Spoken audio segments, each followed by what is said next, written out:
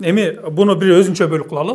Баткен окуясы боюнча. Эми экинчи бөлүккө өтөлү. Жогоруда айтып калдыңыз протокол деп. Негизи ушул 99-жылдан бери эле Баткен деген бизде бир коогалаңдуу аймак катары бааланып калды. Баткен десе эле биз баягы чоочуп баштайбыз. 99-жылдагы жогорудагы жанагы аскердик топтор менен биздин аскерлердин кагылышынан 50дөн ашык адам өлдү.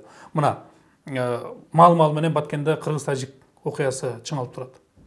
Анан кийин азыр протоколдордун эле сандары көп, аттары көп. Ал эмес атай баштадык. Протокол эме Мадумаровдун протоколу, Ташиевдин протоколу. Анан дагы ага чейинки протоколдор, кийинки протоколдор деп. Эми ушул Адахан Мадумаров 2008-жылы, 2009-жылдары Коопсуздук кеңешинин катчысы болуп турду да. Ошол малда кол койгон протокол бар. Азыр ошонун негизинде аны чыккынчы деген берене менен азыркы тапта суракка чакырып атышат. Эми бул протоколдун зарылчылыгы канча эле? Андан ал зарыл протокол азыр канчалык күчкө ээ? Ошол суроо болот. Анткени айрымдар айтат, Мадумаровдун протоколу эч кандай юридикалык күчкө ээ эмес дейт. Экинчилер айтат, Мадумаровдун протоколу менен азыркы тапта тажиктер башын көтөрүп атат деп. Буга кандай баа бересиз? Анткени сиз деген бардык тармактарда ошол депутат болуп турганда деле, Коопсуздук кеңешинин катчысы болуп турганда деле бардыгына сиз көзүңүз жетип турат да. Маалыматтар бар да. Эми биз билбеген маалыматтар бар. Балким баягы орустар айтмакчы совершенно секретно деген документтер менен тааныштыгыңыз бар да. Үстүрдөн айтып кетсеңиз, эгерде ошол документтерге бирден токтолбосок дагы. Эрбек, өзү протоколдор эч айырмасы жок. Себеби протокол. Салмагы бирдей, аты бирдей, протокол. Колдору ар кандай, колдору. Бирок анын ичиндеги маңызы бул баягы жыттуу менен жыттуу эмес дейт, да? Түшүнүп атасыңбы? Протоколдун өзүнүн бар бирде ким протокол деген аты экөө тең эле да. Бирок ичиндеги мазмундары бул айырмасы өтө чоң. Мадумаровдун протоколу деп атабыз. Эми ал жерде өзүбүзгө тиешелүү болгон жерден 275 метрди жол салуу үчүн 49 жылга арендага алып атабыз. Бул деген сөзсүз түрдө ошол жер бул тажиктердики деген моюнга алып атабыз. Эгерде биз талаштуу жер болсо биз арендага албайбыз да. Жок, бул жер талашып атабыз. Сеники да эмес, меники да эмес деп талаш башка нерсе. Арендага алган бул моюнга алуу болуп атат да. Бул жагына келгенде ошол Мадумаров кол койгон протокол Эрбек, канчалык таасир берип атат азыркы окуяга? Мен азыр ошону түшүндүрүп берейин. Мен общий протоколдор жөнүндө айттым да. Бирдей эле протокол да. Бирок анын ичиндеги ар кандай. Эми Мадумаровду мен бүт атайын макала жазып чыктым, бүт маалыматтарды бердим, кайталаганга мажбур болуп атам да, себеби сенин сурооңа. Адахан Мадумаровдун протоколу, кол койгон протоколунда кылмыш кыла турган же берген 49 жылга дейсизби, $1 дейсизби, берген эч нерсе жок. Муну ошол документти окубаган адамдар түшүнбөй, же бирөөгө кошомат кылам деп, же болбосо атайын айттырып жүргөн сөз да. Муну ошентип адамды түп-түз жерден бүгүнкү күндө таза адамды камап, аны жок кылганга мүмкүнчүлүк болуп калды. Мен таң калам ушу биздин коомго. Себеп дегенде, ал протокол 2009 жылы анын алдында чоң ошондой чатак чыккан. Чатак чыккандагы анын алдында Чудинов премьер-министр катары Сулаймановго жол министрине тапшырма берген. Ошондо жана мурун себеп дегенде бундагы айтышка туура келип атат да. Мурун Акай учурунда Рахмондор менен келишим түзүлгөн. Алар сураган жанагы Канибадам, Айгулташ Канибадам электр линия передачасын тартыш үчүн бизден 19 километр жерден жалпы аянты 104,4 гектар жерди сурашкан. Биз бергенбиз. Алар анын ордуна Рахмондун токтому менен 5 гектар жер бермек болгон. Жанагы жол ал конкрет жазылган эмес анда. 5 гектар ошол жолду реконструкция жасаш үчүн деп гана жазып койгонда, булар абдан хитр жасайт да. Биздикилер ошону маани бербей эле уруп салып, мынандай бизге берип атат деп башты өтөр моюн жанагы жиптелип атышпайбы. Анан кийин алар убакыт өтөт. Убакыт өткөндөн кийин алар айтат, бизде дейт ошол жанагы бере турган жерге үй салып алды, дарактар өсүп кетти, жана башка бизден башка жерди өлек деп, кийин Бакиев келгенден кийин Бакиевди андырат. Бакиев ага чейин келишим түзөт. Келишим ратификациядан өтөт. ратификацияны мынау Феликс Кулов премьер-министр катары болуп турганда өзүнүн колу менен киргизип, депутаттар ратификациялап өтөт. Биз 19 километр жерди беребиз, 49 жылга $1. Алар 5 гектар жерди берет для реконструкции дороги деп, алар дагы 49 жылга $1 беришет. Мына келишим менен бекитилип калат бул. Ратификациядан өтүп мыйзамдаштырылат. Бирок тажик тарап ошол өзүнүкүн келишимин аткып, дагы бир нерсе бар. Ошол жолдон кийин ошондой жазылса дагы биздикилер анан сурай баштайт, жана протокол менен биз дагы Айгүлташ Саматка электр линия передачасын жасаш үчүн дагы ошол тажиктердин өтө турган жерден жанагы жолдун жанынан бергиле деп, южнее чорку деп алда суран жазылып калат да. Ошентип биз эки нерсени алмак болобуз. Бирок алар бирин да бербейт. Кийин ошо 3,5 километр жанагы узундугу 5 гектар жерди Сурктун түндүк тарабынан деп мына Чудиновдун кол коёт. Ага азыркы Сулайманов Нурлан ага тапшырма берет кол койгонго. Анан кийин ошо кол койгондон кийин ошол 3,5 километр 275 метрге алмашылды деп жанагы Чудиновду кол койгондон кийин Сулаймановтар. Анан кийин да чатак чыгарышат, Адахан барат. Адаханды жөнөтөт 12 адам менен комиссиянын эмеси катары. Анын арасында ким бар? Анын арасында эң негизги азыр айтылбай жүрөт, мен айтып коеюн, көп жерде мындай чыкпай атат. Аламанов болгон. Аламанов ошол Акаевден тартып, именно ошо маселени чечип жүргөн отделдин жетекчиси болгон. Аламанов да барган. Мына ошо барганда биринчи протоколунда ал не деп жазат? Болгонум, енді азыр документтер бар, окуп көрсөтүп берсем болот да. Ал айтат: ошо жанакы бере турган жериңерде аныктагылагындагы бизге дипломаттык канал аркылуу маалыматты бергиле деп гана болгон ошол сөз жазылат. Кыргызча которганда. Бере турган 275 метрди аныктагылагын, анан бизге дипломаттык канал аркылуу маалымат бергилегин деп жазат. Болду. Анан кийин экинчи жолу жолугушат. Экинчи жолу жолугушканда ал дагы жазат. Протоколда эки гана пункт. Эми калгандары жалпы сөз болот, бирок эки ошол эки пунктту негизги пунктту ошо азыр кармап аткан. Анда жазат: белгиленген тартипте жанакы маселелерди чечкиле деп туруп, аны жазат. Белгиленген тартипте чечкиле деп. Себеби дегенде ал аныкталган эмес. Экинчисинде белгиленген тартипте 275 өтө турган жерлерди чечкилеген, жанакы биздин ошо жол кура турган куруучулардын кандай өтүшүн, техниканын ошондо анык чечкиле деп туруп, эки гана пунктпен жазып коет. Мына Мадымаровдун протоколу.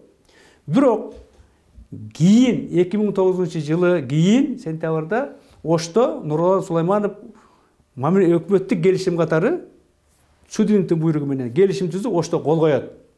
Ал жерде ошо жазылганда чорку кыштагынан өткөн жолдон деп жазылат. Орусча айтканда проходящий через село Чорку дейт. Эми мына кыргызча айтканда Чоркудан өткөн жол дейби? Чоркудан Чорку айла аркылуу айлан өткөн жол деп кыргызча которгон туурабы? Ал жерде жазылган жок да. Севернее, южнее, окраина деп жазылбайт. Проходящий через Чорку деп турат. Көрүп атасызбы? Ошону аны жанакы Сулаймановтар ошону жазат. Ал Чорку же Сурк деп Адахан бир кыштактын атын жазбайт. Ал гана айтат: жанакыларыңарды аныкта чечип айтылы дегенде. Мына ошондон кийин Сулайманов жазат. Бирок тажик тарап экинчи жанакы ошонун южнее, Чоркудун южнее мындай түштүк тарабынан бизге жанакы линия электр передачасы жала турган жер бериш керек болчу да, ошо өздөрүнүн келишиминин негизинде. Бирок ал эменин эмесинде Рахмондун эмесинде жазылган эмес. Ал бир гана жолго деп берип койгон да. Бизге бир бели жанакы жаза берген. Бирок биз кийин не кылдык жанакы лепте? Алар жерди бербегендиктен биз 142 100дөн ашык километрге Айгулташ Саматка өзүбүз айлама тияктан теритөсү өтпөй Азиатский банк развитиядан кредит алып, же Исламский банктан ошо кредит алып, анан өзүбүздүн электрический станция жардам берген. Ошодон салганбыз. Өзүбүз алар берген эмес, келишимди аткарган эмес. Ошентип 270 метри дагы жок, тиги дагы жок, жүрөт. Анан революция болуп кетет 10-жылы. Биз кайтып депутат болуп келебиз. мен жана коопсуздук кеңеши, коопсуздук комитетинин төрагасы болуп калам. Аны ошондо Атамбаев 11-жылы жанакы келишимди ратификацияга алып келет 275 метрди менен. Ана мен карап, аны мурун билген адам катары карап туруп айтам деп, подожди, булар 3,5 километр бербесе. Жанакы линия электр передача өткөн дагы кичинекей жерди бербесе. Муну дагы ушунча жыл уже канча жыл созсо, ошондо 2005-2006 почти 5 жыл созсо. Ана бу не деген, ана тем более проходящий через Чорку деп жазылып турат. Ошо биз Чоркунун ичинде, алардын кыштагынын ичинде мост салмакпыз, жол оңдоп бермекпиз да. И биз ошондон түзөтмөкпүз. Калган күн алар таштөө жаап койду. Эми бул тем более биздики жанакыларды берсек, өздөрүн аткарбаса, алдап жүрө берсе, анан ошону карап туруп биз комитетте талкуулагандан кийин комитеттин мүчөлөрү көпчүлүгү мени колдоп, бул кыргыздын кызыкчылыгы топ келбейт экен. Бизди булар алдап моюнга мындай мурдан илип алыптыр. Как кыштагынын ичине биз мост салып деп күлкү да. Анан ошо негизинде бул улуттун кызыкчылыгына топ келбейт деп жанакы колду койгондорго жоопкерчилигин караш керек туруп, биз комитеттин чечимин чыгарып беребиз. Ол ошо ойдан калат да, кийин Бабанов премьер-министр болуп келгенде жанакы протоколду алдырып алат жогорку кеңештен. Ошо ойдон ал жок нерсе да, тажиктер линия электр передач берген өткөн жерге берген жок. 270 метринде берген жок. Бүгүн беттирмачылык эмнени айтып аткан мен өзүм түшүнбөйм. Эми азыр. Ошондуктан жанакы Адахандын протоколу бул эч кандай мындай жанакыда айтканга негизи жок деп. Ошол интернетте эле ошол Атахан Мадумаровдун кол койгон протокол жүрөт. Ал жерде 2-пунктта ошол эле 275 метрди на символическую сумму деп турат да. Жок. Ал жанакы Чудиновдун буйругу негизинде Сулайманов түзгөн келишимде ошол мурунку Бакиевдин негизги келишим ратификация болгондо жанакы ошол 3,5 километр ушу 275 метрге алмасын деп жазылгандыктан, ал 3,5 километр дагы 49 жылга $1 деп жазылып калган тиякта. Бул ошону эле кайталап атпайбы келишимдекини? Эми Адахан өзү жазган жок да мунучу. Мен аны актагайын дегем жок. Мен болгон фактын айтып атам да. Эми бизде азыр убакыт аз, ошол үчүн дагы 1-2 суроо бар. Тагыраак кыскараак жооп берүүгө аракет кылыңыз. Мындай болуп атат. Азыр дагы бир Камчыбек Ташиевдин протоколу деген нерсе бар. Анда ошол Ворух анклавына жол салууга уруксат берүү. Эгерде андай боло турган болсо, Лейлек Кыргызстандын анклавы болуп калат деген чоочулоолор бар. Эми бул протокол чындыгында барбы? Эгер бар боло турган болсо, чындап эле биз Баткендин бир учун кайра өзгө анклав кылып алабызбы? Мына бул жөнүндө дагы мен өтө катуу айтып, бүгүнкү ошол биздин бийлик өкүлдөрүбүз мага абдан тиштерин кайрап, негростарын билбей, кантип сактуу жоготобуз деген учурда бул протокол дагы кайталап коём, Кыргыздын улуттук кызыкчылыгына жооп бербейт. Бул келечекте биздин Баткен областын, то есть Лейлекти, Баткендин кээ бир айылдарын анклавка өткөргөнгө түздөн-түз факт фундамент болуп берет. Эмне үчүн?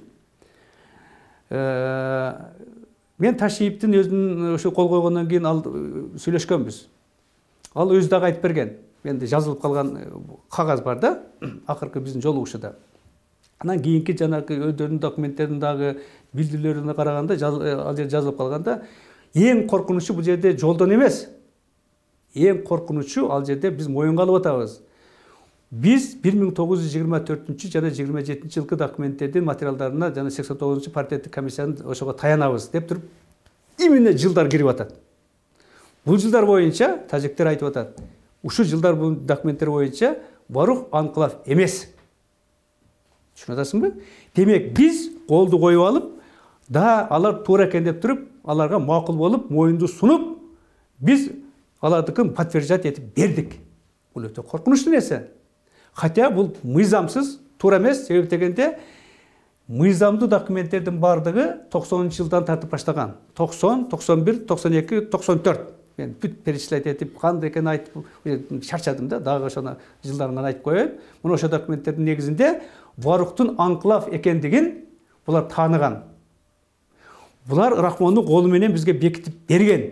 Биз ошол союз тарагандагы аймакты чек араны тааныйбыз деп. Мына союз тараганда Ворух анклав беле, же анклав эмес беле, мына азыр кол койгон илдерге айтып коет элем да. мына ушул коркунуч. Ошонун негизинде бир мисал келтирдим. Кытай Тайванды айтып жүрөт. Биздики дайыма деп. Бирок Кытай 49-жылы Мао Цзедун менен Шанхайшы экөө эки жакка кетип, Шанхайшы тияка барганда, ал жерде болгону 1,5 гана миллион Кытай болгон. 1,5 14% түзгөн ошол Тайвандын элинин. Бүгүн күчкө келип алгандан кийин 80-жылдардан тартып алар айтып атышат. Тайван биздин бөлүк. Бириң айтсаң, мен силер менен мамилени токтотом деп, мына билесиңер, туурабы? Ким билет? Эртең мындай алар күчкө толуп элдин саны да көбөйгөн, так элдин саны мен эмеде сен окшогон журналисттерге айтып бердим эле канча көбөйгөнүн. Мына ошондуктан мына ошондой коркунучту эметтик. Не кылыш керек? Бир гана жол. Биз ушу протоколдон баш тартышыбыз керек. Онун башка жол жок. Баш тартып жазсак 1990-жылдардагы анан кийинкилерге гана таянабыз деп жазса, башкасы эми жол боюнча. Эми протоколго келели. Эми биз мындай айтабыз, Мадумаровдун протоколу күчкө эмес, кайсы протокол болсо да күчкө эмес. Анткени бул жогорку кеңеште ратификация болгон эмес, президент кол койгон эмес. Бирок биз күчүнө кирбеген протокол деп бетке кармаганыбыз менен тажиктер аны күчүнө кирдирип эле ок атып атат да. Биз унчукпай атабыз. Алар ошого карманып атат, а биз болсо жок, ал жерде бизде эч кандай юридикалык күчкө ээ болбогондуктан бизде дагы деле талаштап атабыз. Мен протокол как документ катары экөө бирдей деп айтканым бул туура да. Как документ, протокол. Бирок экөөнүн айырмасы бар. Себеп дегенде бул жерде Ташиев деген ким? Ал жанакы ошол эки тараптагы чек ара маселе тейлөө комиссиясынын төрагасы, бул биринчи. Расмий төрагасы. Экинчи, аткаруу бийлигинин вице-премьери ошолорду тейлей турган. Коопсуздук кеңешинин коопсуздук комитеттин төрагасы менен айырмасы бар. Ушундай деңгээлдеги адамдын кол койгон протоколу менен жанакы кызматтык милдет менен ага жооп бербеген секретарь совет экөөнүн айырмасы бар. Хотя бирок тигинде эч нерсе жок да, содержаниясында. А мунун содержаниясында ошол кыргыз мамлекети таанып атат. 24-жыл менен 27-жылкы. Вот айырмасы мына. Бул өтө коркунучтуу. Эмнеге жокко чыгарышты болбойт деп атасың? Болот. Себеп дегенде 24-жылкы, 27-жылкы документтер 89 ал окшогон комиссиялар да эки жолу болгон. 57-58 Искак Разаков аксакал отурганда ошол гана кыргыздын кызыкчылыгына аракет кылып жанакы башка нокка чечкен, бирок андагы жогорку бийликтен мындай мыйзамдаштырылган эмес да. Андан кийин 86-87 мына комиссиялар иштеген.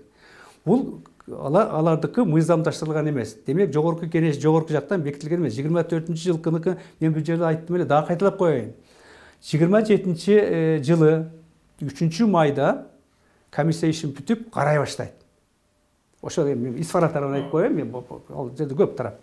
Исфара тарапта биринчи ошо кыргыздын кызыкчылыгын чечип берет. Комиссия 3-майда 27-жылы. Анан кийин ал убакта тажиктер болгон эмес.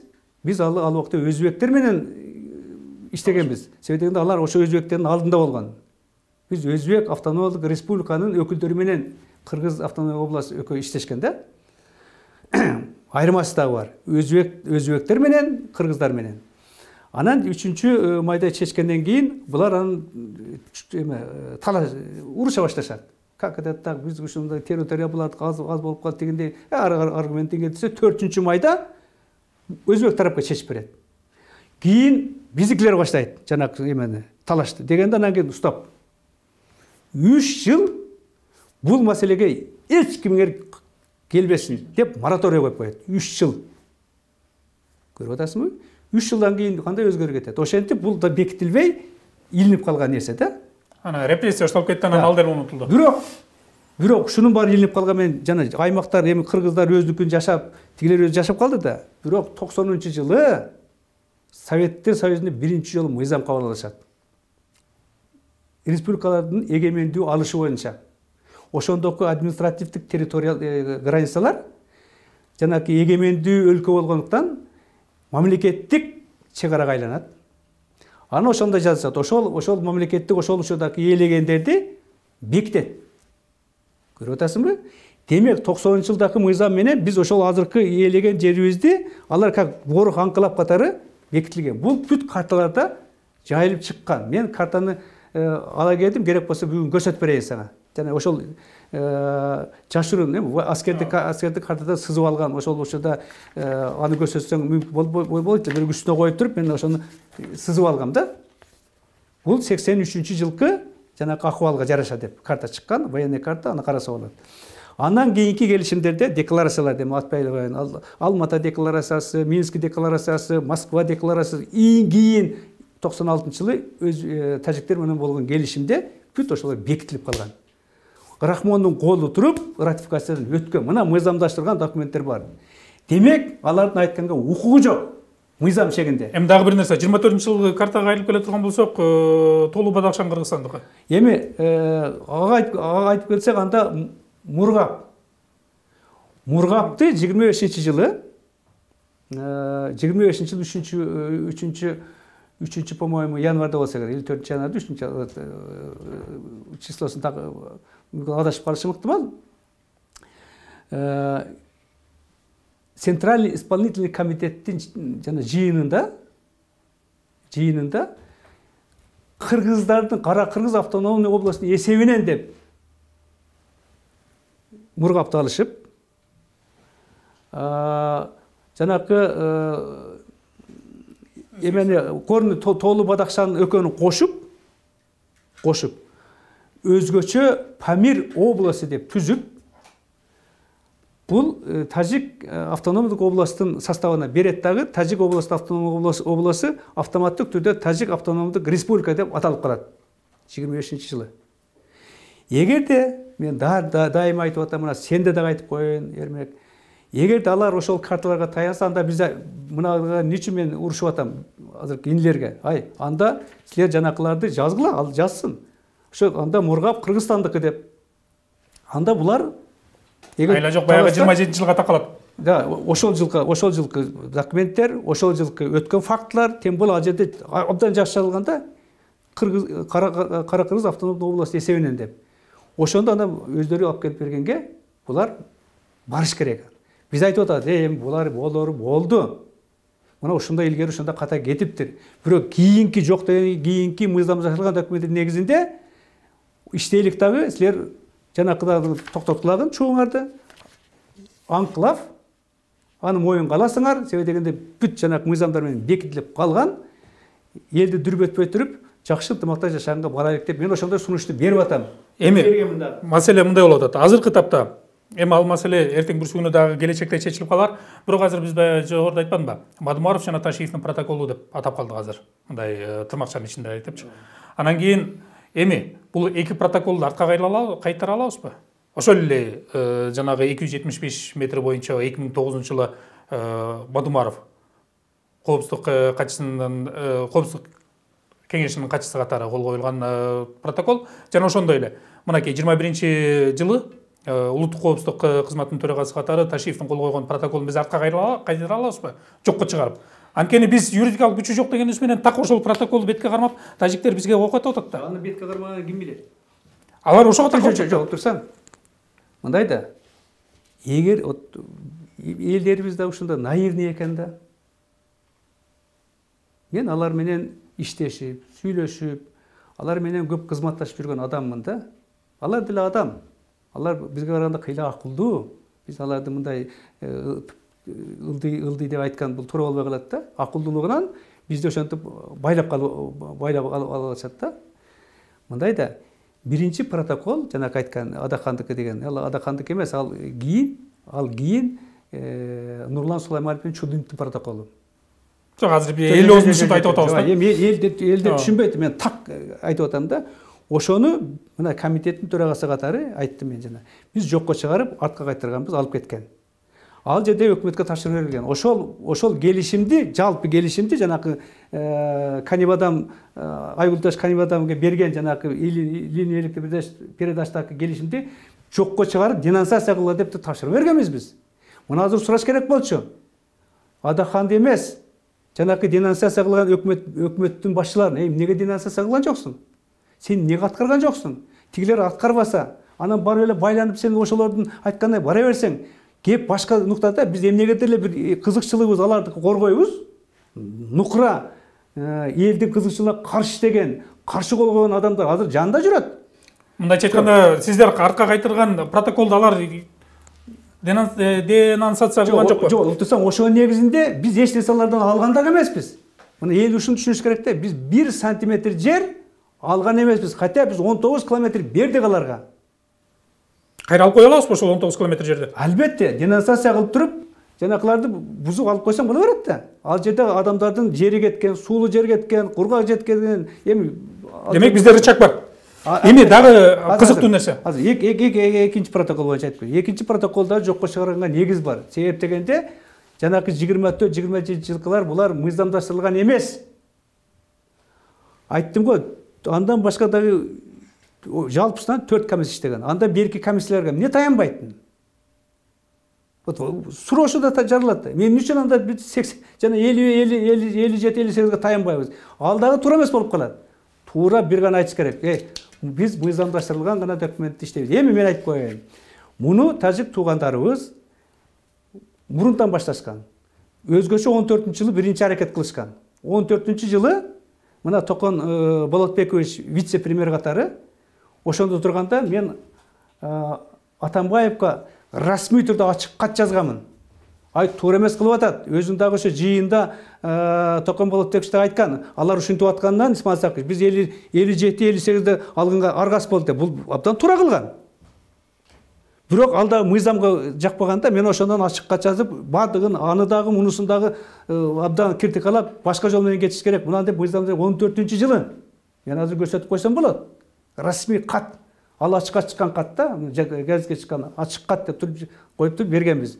Ошонто аракет кылган. Бирок жанакыдай биздин көзөмөлдө, биздин контролдо, биздин туура эмес деген негизинен алар дагы бара алган эмес, биздин өкмөттөр дагы ага барбай, бирок өздүгү менен иштеп келатышкан. Демек, 39-протоколду жокко чыгарганга толук негиз бар. Себебен биринчи эмне негиз? Ворух анклав. Аны тажиктер таныган документтер бар. Жанакылар айткан.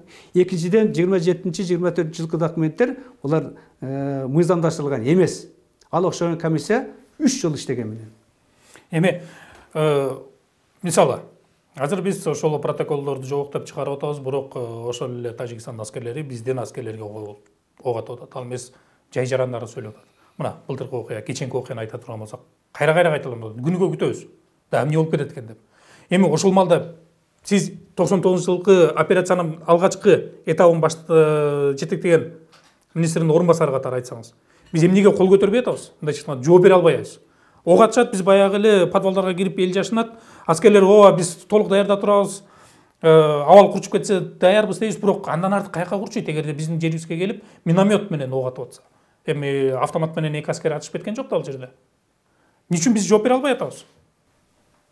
Адис катары. Мындай да. Вот экөөбүз урушуп кеттик. Сен мага жооп бере албайсың. Себебин айтып бересиңби? Себеп дегенде, эгерде сен күнөөлүү болсоң, сен жанакыдай жооп бергенден эметесиң. Итак, мен күнөөлүүмүн деп турабы? Эмне? Мен ачык айтып коеюн. Бүт жерде айтып атам, ай, маалыматтык согушуңарды токтоткулагын деп. Эгерде биз тараптан Тажик өлкөсүнүн президентине башыңды алам, $1000 коюп тур деп, $1 миллион коюп тур деп ушундай чыгарып, жана анонстарды жазып атсак, алар эмне дейт? Алардын маалыматтары айтып атат биздикилердин. Аны дагы айттым эле бир күнү жыйында, эми кайталабай эле коеюн. Өтө ыплас сөздөрдү айтып атышат да. Айтып атса, мына ошонун кесепеттен жанакылар чыгып атат. Бул биринчи. Экинчи, биздикилер барып алып туруп колду коет, элге келип алып туруп башка сүйлөп атат. Аны дагы айтып чыктым. Дагы кайталабай эле коеюн. Дагы тарынышат. Атайын критикалап атат деп. Себеп дегенде тияка колду койгону бир, элдин арасына келип алып туруп таптакыр башка. Анан кийин кантип чыкпайт? Эми башкаларын айтпай элем. Айнанайын. Күчү жетеби жооп берген. Жок турсаң. Эми ал башка сөз. Мен ал жөнүндө айтпай элем. Качан нормально сүйлөшөт деген суроону бер. Качан нормально сүйлөшөт? Качан кенен сүйлөшөт анда? Экөөбүздүн мамилебиз жылуу болгондо, сени мен урматтаганда, сен мени урматтаганда, анан бирибизге мындай кемчиликтери боюнча көп нерсени айтпай, эми ушундай экөөбүз бир жерде жашайбыз, чечейлик, иним, ага, эмне кыласың, өтөрү өттү, болду, давай нормально, эки элдин кызыкчылыгына мындай да эл кылымдар бою жашайт. Биз бүгүн бар, эртең жок, дагы келет, башкалар келет да. Бийлик да ошондой менен. Мына ушундай мамилени түзө баштаганда гана чечилет. Ага чейин ушинтип отурсак, бирок биз жана сиз айткандай 19 километр жерибизди берип атабыз. Анан биз унчукпай эле жумшак отуруп атабыз. Эми мындай да, ошону барганда, мына биздин инилер, жанагы комиссиянын мүчөлөрү даярданып барыш керек да. Демек, бул жерде саясатчылардын. Ошол ким барып сүйлөшкөндө даярданып, бүт аргументтер мындай да. Азыркы мына чемпионаттарга катышкандар. Ким кыйын, алардын ыкмасы кандай, мен кандай ыкма менен биринчи орунга чыгам деген менен даярданып барат да. Стратегиялык жактан. Алар дагы бүт документтерди алып, алар эмнени кетиришти, катаны кетиришти, биз эмнени кетирдик катаны, бүт кагазга жазып алып, алар мынаны айтса биз ага кандай аргумент айтабыз, аларды мындай дооматына биз кандай доомат коебуз деп туруп барып айтса, мен билем, мен деле Рахмон менен сүйлөшүп жүргөн атаммын. Илгери министр болуп жүргөндө биз барганда жыйындырган кабыл алып, мындай бетме отуруп сүйлөшкөн. Алар дагы акылдуу, алар деле билет бардыгын. Эгерде дооматтарды коюп, урматтуу Рахмон мырза, ага кечириңиз, мына өзүңүздүн колуңуз. Сиз биринчи бизге 3,5 километр белемдедиңиз эле, бердиңизби? Берген жоксуз. 275 метр жерди белемдедиңиз эле, бердиңизби? Берген жоксуз. Анан кийин ошо жер жанынан жанагы линия электропередач Айгулта Саматты өткөргөнгө мына келишимде кийинкиге мындай балдарыңыз жазыптыр. Аны бердиңизби? Берген жоксуз. Биз анын ордуна Исламский банк развитиядан кредит алып, салдык. Бул болбойт да, эми мындай деген аткарыңыз. Мына сиз өзүңүздүн колуңуз турат. Мен бир нерсе айтып атамбы? Катайсам кечирип коюң десе, кантип түшүнбөсүн? Эми эки суроо. Кыска. Ооба, мен түшүнүп атам. Эми 275 метрди биз сурап атабыз, демек ал чындап эле биздик эмес. Ошондой болуп калабы? Жанагы жол салабы сен 275 метр протоколдо белгиленген. Номиналдуу суммага ала турган акча. Мынандай да. Эми ушул жер боюнча. Мен бул жерди билбейм. Ал жер жанагы протоколдо жазылган эмес. Мен бир күнү бир жерде айттым эле, ушул 4 көчөнү айтып атасың да. Ушул 4 көчөнү силер эмне жанагы Испаниянын Карида деген эме букаларга мынтип эметкен жайдын кызыл тряпка кылып алдыңар. Каяктан алып чыктыңар? Ким алып чыкты? Кайсы келишимдин негизинде көрсөткүлөчү. Ал келишимде жазылып турат. Проходящий через чорку деп. Ал чорку аркылуу 4 көчө өтөбү кайсы менен өтөт? Ооба. Ал жерде чорку аркылуу өтпөйт, анан каяктан алып чыгып атат. Эми сен түшүнүп атасыңбы? Демек бул 4 көчө деген, бул чорку деген жолду биз 4 көчөгө которуп алдык болуп атат ошондо. Жок. Ал жерде айтып атат. Ал башка сөз. Чорку деген чоркунун ичинен өткөн жол. Ал чоркунун ичинен өткөн жок да. Биз ошо 4 көчөгө которуп алдык да, ошол чоркунун ичиндеги 275 метрди биз 4 көчөгө которуп алдык. Ошондой болуп атат. Эми булар ошону кармап алып айтып атпайбы? Ал общий кайсыда жазылган? Мен өзүм аны барып көрүшүм керек да, көрбөй туруп мен айта албайм. Ал бир дагы келишимде жок да. Каяктан алып чыгышты? Эми жыйынтыктоочу суроо. Ал макул. Ал талаштын талаш болуп калат экен. Аны бир мыкты саясатчы келсе ордуна коет чыгар. Эми кыска жооп бериңиз. Биз жанагы эки протоколдон бетке кармап атабыз. Юридикалык күчү жок деп, бирок ошентсе дагы аскерлерибиз, жай тургундары сөйлөп атат. Ушул маалда саясий кандай кадам көрүшүбүз керек? Себеп дегенде Мадумаров айтып атат, бул жерде менин колум эмес, Мадумаровдун зыянчылыгы болуп аткан үчүн азыркы бийликке ушул протоколду көтөрүп чыгып атышат деп атат. Бул мындай айтканда ички саясат үчүн биз тышкы саясатта курмандыкка барып атабыз деп атат да, Мадумаровдун сөзү менен, идеясында. Эми биз маселени чечиш үчүн кайсы жакка барышыбыз керек? Болушунча кыска жооп бериңиз. Эмне кылышыбыз керек? Азыркы бийлик. Азыркы бийлик каталарын моюнга алыш керек. Биринчи. Кимдин алдында кайсы каталар? Жана айттым, ошо кол койгон каталарын моюнга алыш керек. Да, биз түшүнбөй кол коюп коюпбуз деп. Бул биринчи. Экинчи, 4 көчө боюнча конкретте барып түшүндүрүш керек. Бул эмне көчө? Каяктан чыккан көчө? Ким алып чыккан көчө деп. Экинчи. Үчүнчү, Мадумаровду болобу, башкаларын болобу, курулай жанакыдай каралап жамандаган токтотуш керек. Ага эгер негиз болсо бир жөнүндө эч негиз жок да. Токтотуш керек. Үчүнчү, бардык Кыргызстандын ичиндеги ар кандай топтор болобу, журналисттер болобу, бириктирип токтогула. Биз мыйзамдын чегиндегин иштелик.